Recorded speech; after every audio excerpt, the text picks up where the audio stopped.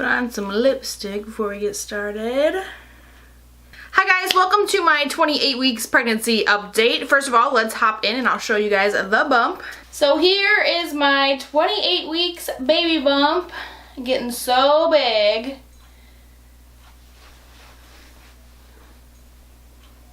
So if you watched my 24 weeks update, you know that my uterus was measuring big, and so my doctor had us come in for our 28 weeks and do an ultrasound to see if baby's big and stuff like that, to see if we could find out why my uterus was measuring so big. I also took my glucose test, and I won't get the results back until Monday. I went to the doctor on Thursday, but because it was Good Friday, they weren't open and all that, so I won't find out until Monday if I am diabetic during this pregnancy.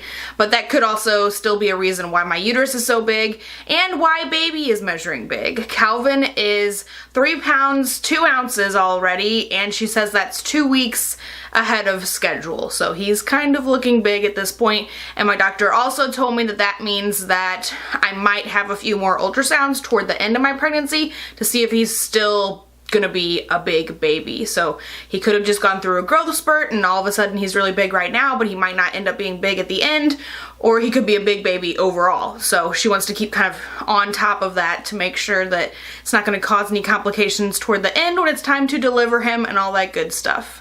She also said that I had a lot of water, a lot of fluids around in the uterus too. So she didn't make that sound like a big deal. She pretty much just told me that I feel extra miserable. People who have lots of fluids tend to just feel like crap a lot more. So she didn't tell me that that was anything bad, but she did mention that it would kind of all depend on how my gestational diabetes test comes back. So Monday, we'll be able to figure that out. It's only Saturday here, the day that I'm filming this today, so we're not gonna know until next week's update. You guys will know if I do have gestational diabetes or if I have to go take the test or whatever. We'll know more next time.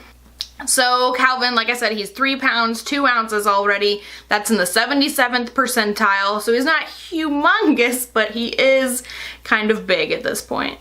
Last weekend we also went to our childbirth class, and that was not really what I thought it was gonna be. I thought that we'd have, like, it'd be like you see in the movies and stuff where people like go and like do the different positions and practice the different breathing and, you know, like actually move around and do stuff. This was more just like a traditional classroom type scenario. We didn't actually get up and do things. We just kind of sat there and we watched a film, and then like the lady who was a nurse and all that, she was just speaking to us as a professor or whatever, you know, so it was kind of just more like a classroom type environment. And it was a whole day thing. It was like 8 hours or so, so we were there all day last Saturday. And I do feel like we learned a lot from that class. There was some stuff that was kind of like, I mean, we already knew that kind of, or at least I already knew some stuff. I'm sure Justin walked away from that class with a lot more knowledge than he had previously. But the thing that I think most stood out to me, the lady who taught it she was a nurse, but she did a lot more with natural births, like in the birthing center, and she just kind of worked part-time at the hospital. And the way she compared like medicated birth to like more natural birth really just made me question a lot of things. I feel like I almost walked away from that class having more, not necessarily doubt, but just like, I feel like I had more questions than I had started off with. Like, I just felt like, not necessarily that she was negatively portraying being induced or getting an epidural, but she just told us both sides. You know, these are the good things about it, these are the bad things about it. And it just makes me really wonder how it's all gonna go down in the end, because it just sounds like such a bad idea to be induced and to have an epidural. It just sounds like those both just kind of suck. And not that I want to have the baby at home or anything like that, but just maybe just a little bit more natural. Just let my body decide when it's time to have him, you know? And it's, I don't know, I just felt like that class really made me just kind of question a lot of things, and I'm not totally sure how it's all going to end up in the end. But I was glad that she took that kind of approach, though, even though it did make me feel kind of more, I don't know what's going on here, but I do appreciate that she put that out there for those who are questioning whether or not they want to have an epidural or if they want to do it all natural and all that kind of stuff. So I'm glad she exposed us to both sides of the thing, but it's just, I don't know. I feel like I'm kind of rambling here, but it's just kind of made me kind of think a little bit more. So earlier in the week, I kind of had this like moment where I was like, I just can't imagine Calvin. I can't picture him. I feel him, and I know he's in there, and I've seen him on ultrasound, but it's really hard for me to totally grasp the fact that there's a living tiny baby in my tummy right now. But after going to the doctor on Thursday and seeing him again on ultrasound and just watching him move around and feeling him move around at the same time, you know, it's a little bit different than my 20-week scan. I mean, I was feeling him, but just not quite on the level that I'm feeling him now. So at my 28 weeks ultrasound, you can definitely feel him and see him all at the same time.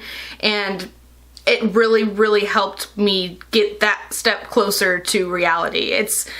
I feel like since the beginning, like every once in a while I have like a video where I'm talking to you guys and I'm like, I feel closer to Calvin. I feel, you know, I know that I'm pregnant. I feel more connected at this point, but then it happens again, and then it happens again, and I just continuously am always getting more connected to this baby, and it's just crazy. I mean, I know there's still that little ounce of like, I don't like disconnect from reality.